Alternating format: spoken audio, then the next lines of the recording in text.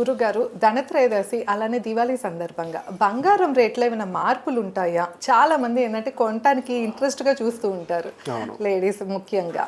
So ఈ సందర్భంగా మనకి లేదా ఈ 2026లో అయినా ఏమైనా అసలు ఎప్పుడైనా మనం బంగారంలో కొనచ్చు అంటే తగ్గుతుంది అన్న మార్పును చూడగలమా? ఖచ్చితంగా మార్పు అయితే తగ్గడం అయితే ఉండదు, పెరగడం అయితే ఉంటుంది. అయితే సాధారణంగా అక్షయ తృతీయ రోజు ధనత్రయోదశి రోజు బంగారం కొనాలి అంటారు. కానీ అక్షయ తృతీయకి బంగారానికి మాత్రం సంబంధం లేదు.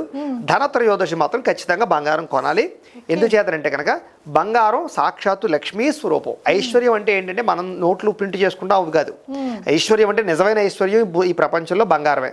అదే చూడండి, ఎక్కడా కరెన్సీ, అన్ని రకాల దేశాల కరెన్సీలు వేరే వేరేగా ఉంటాయి, కానీ ఓవరాల్గా మొత్తం వరల్డ్ వైడ్ కరెన్సీ బంగారం.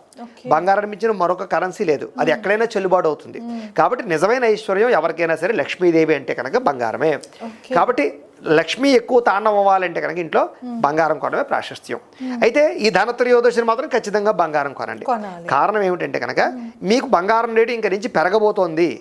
ఇప్పటికే పెరిగింది, ఇంకా భారీగా పెరగబోతోంది తప్ప తగ్గే అవకాశం గోచార శాస్త్ర రీత్యా అయితే లేదు. కాబట్టి ఖచ్చితంగా అందరూ కూడా బంగారాన్ని మాత్రం ఖచ్చితంగా కొనుగోలు చేయండి. 2026లో కూడా ఏమీ తగ్గదు. అతి స్వల్ప తగ్గులు కనపడతాయి తప్ప భారీ తగ్గులు అయితే కనపడవు. ఖచ్చితంగా అందరూ బంగారం మీద ఎక్కువ పెట్టుబడి పెట్టుకోవచ్చు, ఏమీ అనుమానం లేదమ్మా.